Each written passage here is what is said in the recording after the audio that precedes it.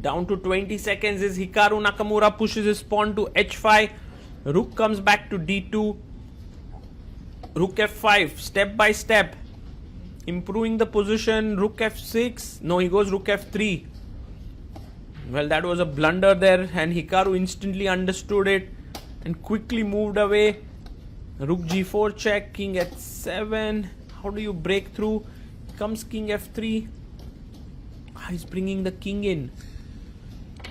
It's really amazing. King h8, king e3. King comes to f4. Attacking the f2 pawn. Pawn comes to f3. King e4. Nice play here by Hikaru Nakamura, getting the king all the way to f5 square. Rook comes to d3, attacking the pawn. Rook f4 defends it. And now rook g8. Pawn to g4 played. Hikaru is so quick. He realizes that this is not really a threat. His king can come to e4 or f6. King f6. King g8 played. f7. Can we pick this up? Yes, he takes it. Rook takes d5. And now king g6. Any checks will be blocked. h6 is hanging. And he brings his rook here. He's going to be 3 pawns down, Anish Giri. And he after the initial fun banter, we are now down to serious chess. The semi-finals has begun between WR Chess and Hexamind. Hikaru Nakamura takes on Anish Giri, and Hikaru, not sure whether he should push d3 or d4, takes the pawn back and smiling. Also Anish is smiling there. d3 played. Short castle. We have the King's Indian attack with the white pieces. Anish pushes his knight to c6 and Hikaru puts d4, a5, c3. Both players playing super quick. They are well prepared. Anish trying to get his bishop out from b7 or a6. Queen c2. The bishop comes out to b7.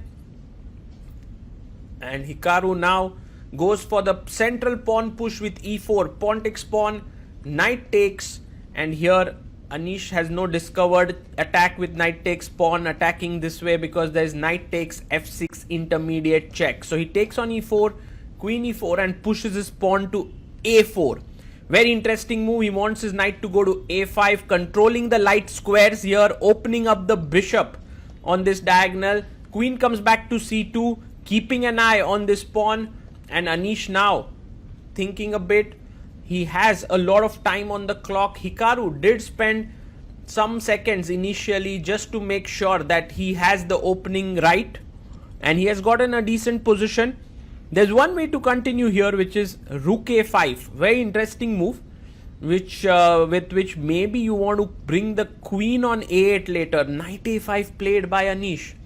Very interesting move. He's giving up this pawn on a4. Queen takes a4.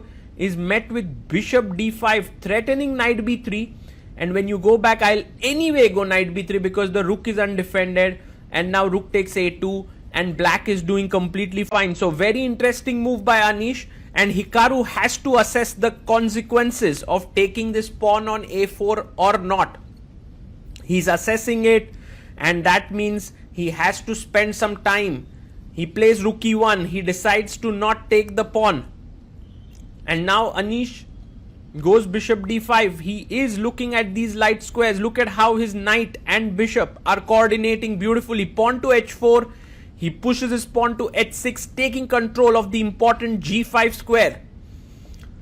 Hikaru goes knight to e5. And now he's offering a trade of bishops, which Anish happily takes. King takes. And in comes a check on d5. Now you can trade the queens, but Hikaru goes back king g1. And Anish is ready to jump in with his knight to c4. I already like black's position. It looks really cool. You have good control on the light squares. a4 is a nice pawn. Maybe later b5 and c5. Bishop f4 played here by Hikaru. You can maybe think of taking here already. But Anish goes bishop d6, putting more pressure on e5 knight. Hikaru decides to bring the rook into the center of the board. Now taking here, pawn takes and queen c6 would give black a completely fine position. But instead he goes b5. He pushes his pawn on the queen side. Pawn to b3 by Hikaru. And he looks up at Anish and he's like, now I'm getting in c4. You can't take here, Anish, because after d, your queen is attacked, so is your bishop. So the knight has very less squares to go to. Knight a3 feels like a step in the wrong direction for sure. And there you see Hikaru Nakamura swiveling a piece in his hand. Anish Giri has slowed down a bit on the clock. 1 minute 41 seconds for Hikaru. 1 minute 41 for Anish as well. Because Anish needs to be careful. These are the kinds of position which look like nothing's happening, and then everything happens in just couple of moves. So Anish first chops, and now I think knight b6 is the best move. You can also go back knight a5, which is fine. Knight a3 might not be the best, but it's also playable. He goes for the best move, knight b6 on the board, and now c4 attacking the queen. That seems like the right way. Hikaru thinks for a bit and pushes his pawn. So Hikaru now has gotten a nice position, also ahead on the clock by a few seconds. And also the queen needs to now decide, because c5 is not really a threat because I have the intermediate taking on e5. Maybe queen c6 is not a silly... Oh, sorry, queen c6 just simply drops the queen. Queen b7 doesn't seem like a silly move here. He plays it, queen b7. Queen comes quickly to e2. Hikaru starting to move quickly. He's sensing that Anish is a bit confused. Takes. And now, do you take with the pawn or with the bishop or the queen? He takes with the bishop. And now knight d7. Bishop goes back. Knight jumps to f6 for Anish Giri. And Hikaru now deciding what are the next ideas here. Black is very solid. Yes, the pawn on c7 could be a bit weak. But how do you attack it?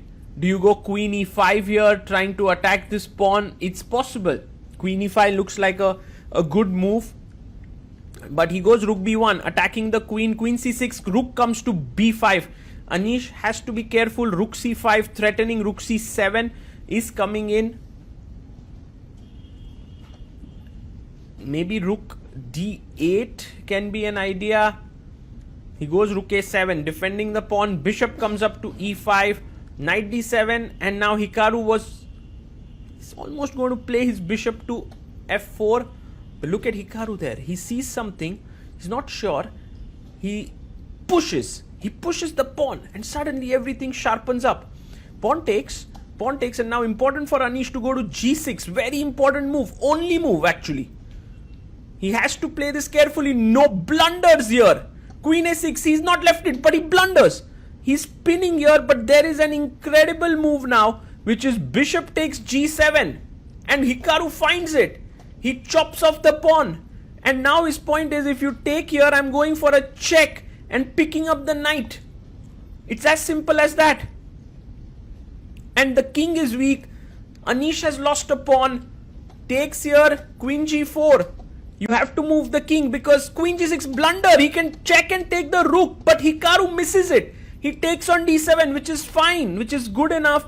Queen f6 a mistake. A better move was rook f a8, trying to maybe go in there. But anyway, rook b4. He goes king h8, rook f4. Beautiful maneuver by Hikaru, getting his rook on a good square. Queen g6 played. f7 is weak. And now Hikaru has 50 seconds on the clock. He's clearly better. Anish is worse. Queen e7. King comes to g8. And he's planning to go rook to f6. I'll need to be careful here. Rook e4 played. Queen comes up to d6, offering a queen trade. He takes, and rook f6, attacking h6 and d6. And it's clear that Hikaru is going to be not just one pawn up in the endgame, he's going to be 2 pawns up, which is serious material advantage. King g7, he chops off the pawn on d6. Rook a1 check, king g2, rook comes to d1. Anish still hoping that he can fight here. Rook g4 check, king moves to the side. And Hikaru's conversion most likely will be flawless in this position. Down to 20 seconds is Hikaru Nakamura pushes his pawn to h5. Rook comes back to d2. Rook f5, step by step. Improving the position. Rook f6. No, he goes rook f3. Well, that was a blunder there, and Hikaru instantly understood it and quickly moved away. Rook g4 check, king h7. How do you break through? Comes king f3. He's bringing the king in. It's really amazing. King h8, king e3.